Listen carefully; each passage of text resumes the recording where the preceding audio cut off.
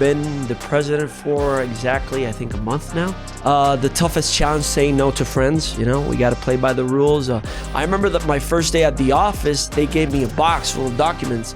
Hey, kid, start reading there. One title is not enough, man. So for some fighters, even a minor title is their maximum accomplishment. And we strive to have the best champions. When I started traveling with Paco and seeing the dynamics and meeting new people, visiting countries that you would never have had imagined, Japan, Russia, South America, Central America, Europe, I could understand that argument. But at the end of the day, either we enforce the rules consistently or we don't have rules. At the end of the day, this is also a business. And welcome to the Ring Podcast. I'm Steve Kinn. I'm joined by El Presidente, Gustavo Olivieri of the WBO. It hasn't been that long, Gustavo, since you were elevated. How does it feel right now? How are you, Steve? Thanks for having me. I've been the president for exactly, I think, a month now. It's been madness, man. The phone never stops ringing, the emails, the calls, the petitions, the requests, friends asking you for favors. I think that's been the toughest challenge, saying no to friends. You know, we got to play by the rules. But it's been a hell of a ride this far. Enjoying the moment, man.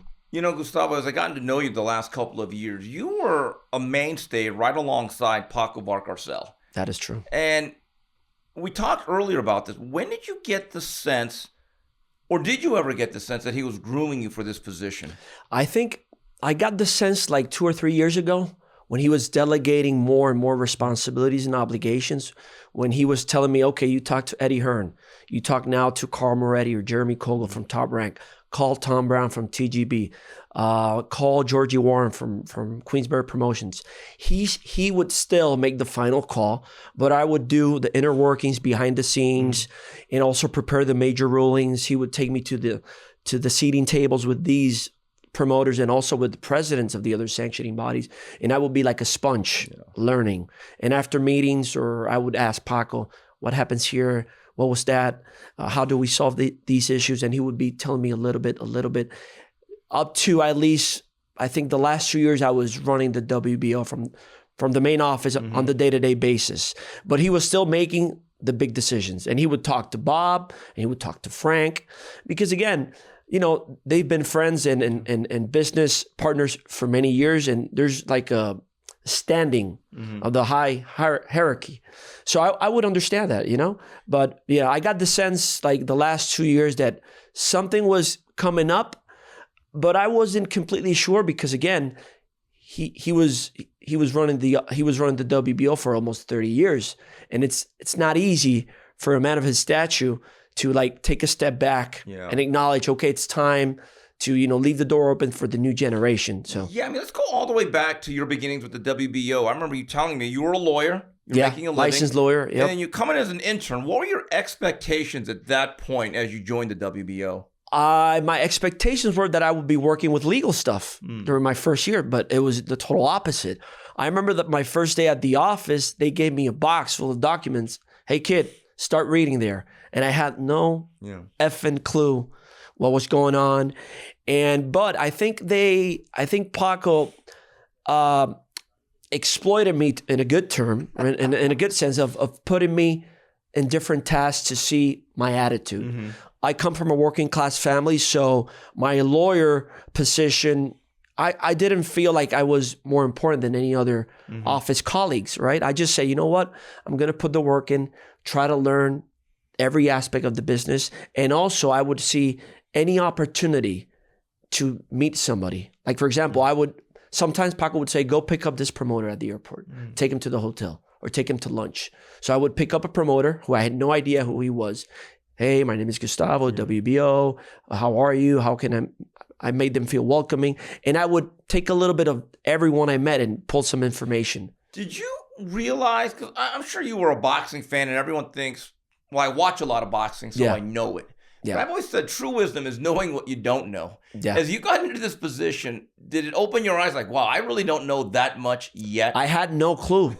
I was just a casual fan, but I didn't understand the weight divisions, the organizations, the scoring system, the appointment of officials, the promotional contracts, the advisor role, all those dynamics and complexities of the business. I had no clue.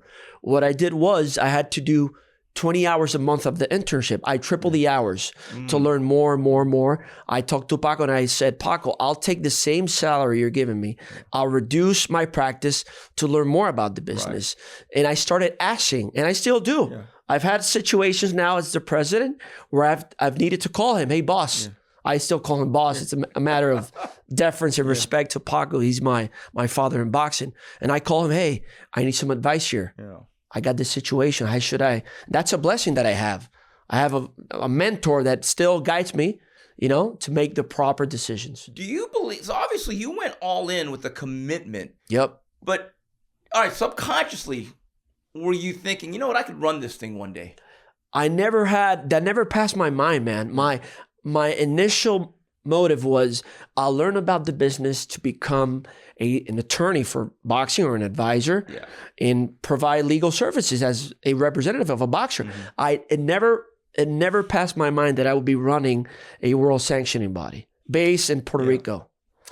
It's crazy, man. Yeah, outside of age, because we all get old. And I give Paco a lot of credit because it is not easy to give up power and prestige. It's not.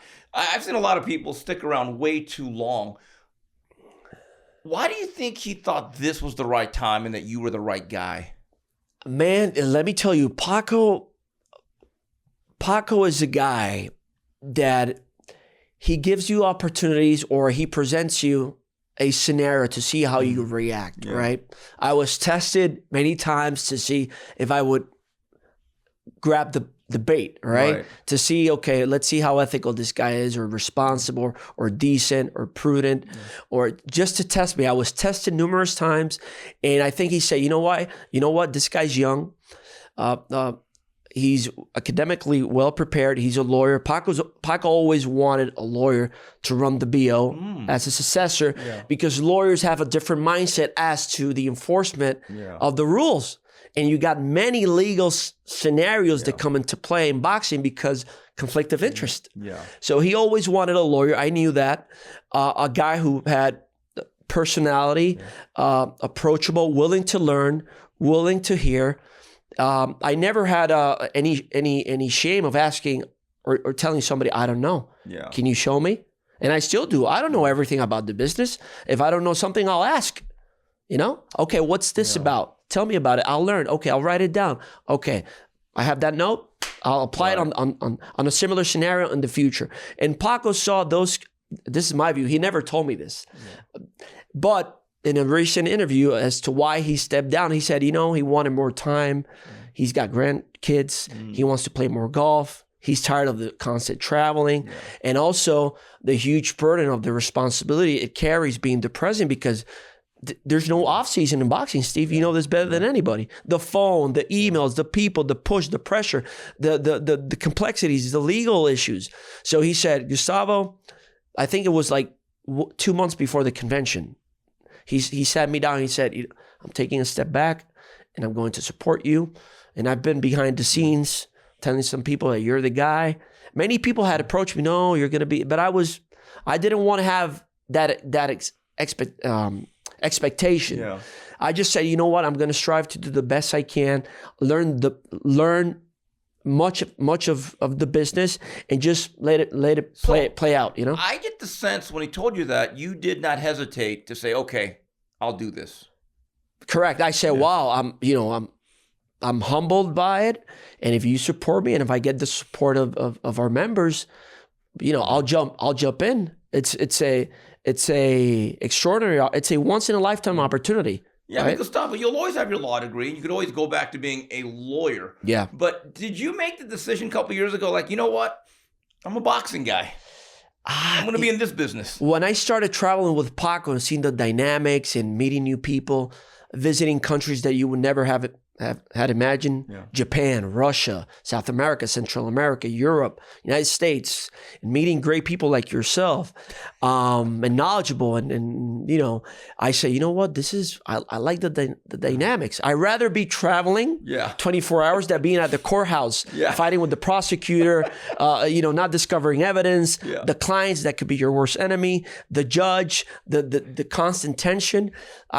I miss litigation sometimes, but then when I put it in a balance, I'd rather be in Riyadh than at the courthouse. Trust me, there's a lot of plea bargains struck here in boxing too. Don't worry about that. So here's the other issue. I love the fact that you do something not a lot of other organizations do. And I have a sense that you were influential in this. You're very, very transparent in the sense that you'll go up on Twitter and say, these are our resolutions. These are our rules. This is what we're putting out there, whether you like it or not. And you tag a bunch of us media guys, and you'll say, hey, like it or not, this is what we're doing. Why did you decide to take that tact? I think there needs to be more transparency in boxing because there's so much speculation, and there's a track record of a lot of controversial issues. You know this better than me. I told Paco, we need to publish all of our rulings, man. Right. Whether they are right or wrong, but we need to publish them so we can have accountability with the fans, the fighters, the general public. And I think we'll get more credibility and legitimacy as to our organization. In other words, you want some black and white, not so much gray all the time. No, it's got to be black and white, man. It's got to be in full blast, purse bits, rulings, the ratings, everything. And we need to be accountable, man. And I like that. For example, you've called me, hey, why are you guys doing this? And I can explain my position, and you can agree or disagree, but you'll have it in black and white, man. I think that's the best course. I think the first ruling that you really made where I said, okay, I like this, is when you told a recent fighter who's been number one, and this has been a pet peeve of mine. I know. You can be number one, but only for a certain time. And I get it. Guys are not as active. But the squatting on rankings, you really thought that was also an issue too. Correct. And I agree with your position. You've always been very, very keen in that particular subject. If you're number one, man, and you've got the chance to be the mandatory, and we give you the chance, and you reject it for any circumstance, you're out, man. And we'll give the shot to the next available guy. It's got to be that way. You can't... We had that with, and I remember you were very critical of us, and you were right. We had Munguia number one at 160, and he didn't want to fight Janibek. We had to put, I wasn't the president at the time, and I could understand he's still number one, future star, former 154 champion. He's the guy at middleweight. I could understand that argument. But at the end of the day, either we enforce the rules consistently, or we don't have rules. Yeah, and Gustavo, I think this is what people don't understand. When the number one guy, for whatever reasons, legitimate or not, does not take a title shot, you are now impacting 2 through 15 in the rankings. Absolutely. Because there has to be more traffic, because it's bad enough that most world champions only fight maybe twice a year. But when the number one guy says, I don't want the title shot, now you're creating a logjam. Yeah, we had that issue at 160 with Chris Eubank. I think he was number one to fight Janibek. No, we got a letter from his manager or advisor saying, no, we don't want to be the mandatory right now. Oh yeah? Okay, I have it in writing. Okay, man, you're basically relinquishing to your shot. You're out. Yeah, and Gustavo, I love that because the ranking is really your purview. It's not theirs. What I find alarming is when I was growing up, Gustavo, and I am older than you, when a boxer got to number one, their immediate thing was, we're going to be clubber laying. We want to challenge whoever's out there. Now they kind of pick and choose. Like, that guy's kind of tough. Like, I'll be honest. You had a champion in Terrence Crawford. I thought guys were avoiding him consciously. Multiple guys at number one. Would you agree with that? 100%, man. 100%. But that's the game. But under my presidency, I'll strive to, once a fighter gets to number one and he's complied with the rules as to having a mandatory challenger designation, I'll order the fight. If you don't want to fight, you're out. We'll go to the next. You know? Gustavo, do you think your job in terms of enforcing rules, because again, some of this is because the fighters don't fight, that if the boxers across the board were more active and there'd be more natural movement, you wouldn't need to have edicts like this. Correct. I agree with you. There's got to be more activity per each weight class. In some weight class, there's more activity than others. But again, now fighters are just waiting out to get their if they can fight once a year instead of fighting 3, and in one fight earning what they would earn in 3 fights, I don't blame them from that point of view, but they got to be active. Yeah, and Gustavo, I'm one of the few writers. I actually don't mind the multiple sanctioning bodies, and I've always told people, unless if we're going to do a 1 belt system like the olden days, I say that's great if the champion's fighting 7-8 times. Yeah. But champion fights once or twice. Think about it, Gustavo. If you're the 5th best guy, you might be waiting 3 years. See, that's why I just think all the sanctioning bodies really have to do follow their own rules. No, I think you guys 100%. Probably do as good a job as anyone at that. 100%, Steve. And I concur with your assessment as to, theoretically, one title under an umbrella system league structure, it's theoretically, that's the ideal concept. But practical, from a practical standpoint, it is not. You got, for example, in WBO, you got 17 weight classes per 15 fighters. We're talking about 255 fighters, something like approximately. So the more titles you have, the more opportunities, supply and demand. One title is not enough, man. So for some fighters, even a minor title is their maximum accomplishment, right? Yeah. So not everyone will become Crawford, Canelo, Inoue, Fury, Usyk, etc. So as I think the titles are needed for the system to work. The question is activity, enforcement of the rules, consistency, and finding real worthy mandatory challenges. That's another thing I love. I'm going to call it the Olivieri non-attrition rule. In other words, I love this. If you're net number 2 or 3, just because a guy loses, you can't fight Flotsam and Jetsam and be elevated to number 1. No, it doesn't operate that way with us. You can be number 1, but you need to have more than just the number 1 spot. Because look, we had a fighter in 130 pounds. I think his name was Archie Sharp or Albert Bell.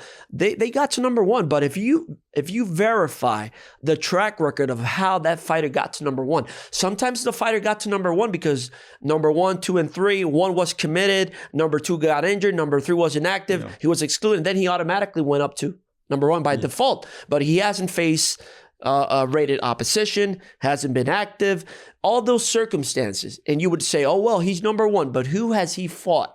And at the same time, we have in our rules that in order to be a mandatory challenger, you have to be a challenger acceptable to the televisions or the streaming network of the champion. Because at the end of the day, this is also a business. Both are intertwined, the sport and the entertainment aspect. So in other words, it has to be an earned mandatory. Earned mandatory, correct. Wrapping this up here, Gustavo, what do you think separates the WBO from the other organizations currently? Everyone has their own rules, their own policies, their own way of doing their things. I can say the WBO distinguishes itself by their reputation, credibility, honesty, integrity, our transparency, and we strive to have the best champions in our organization. And I think we have a strong credibility of honoring our word. If I give you my hand and I tell you, Steve, we're going to order the mandatory. When the mandatory comes, you got it. I got to honor the word. And I think that's our word is our bond. I think that's distinguishes ourselves. I'm not saying they don't do that in the other sanctioning body, but I think that's a good distinction that I would say from the WBO. All right, so you're early on yet. The honeymoon's not over yet, just yet, right? There's still the phase going on. Yeah, you're only a month in though. Yeah, I'm only a month, man. It's been crazy, but I'm having a blast, meeting a lot of new people, showing myself, and I've been in a touring frenzy. I was at the BC convention, WBA convention. I want to thank Daryl Gilberto Mendoza, Daryl and Mauricio, who went to Puerto Rico and supported my candidacy, and now they are colleagues as well. But I also consult with them. I also learn from them as well. And I think there's a trend of Steve of working more together, unifying our rules. And who knows? Maybe the WBO could be the pioneer sanctioning body of getting all 4 and doing a convention and unifying our respective rules. Because at the end of the day, it's the same sport, the same business, and I think most of our rules are very similar. There's some subtle distinctions that we can agree to disagree, but I think right now, there's a good vibe of working together and doing good things for the sport. One of these days, I'm going to describe you as the embattled or the beleaguered, and that's what I'm going to say, Gustavo's made it. He's truly I'll try, man. A leader. I'll try, man. I'll try. I'm the new guy, so, Gustavo, I really appreciate the time. My pleasure, my man. All right, there he is, the president of the WBO, Gustavo Olivieri. This is Steve Kim for the Ring Podcast.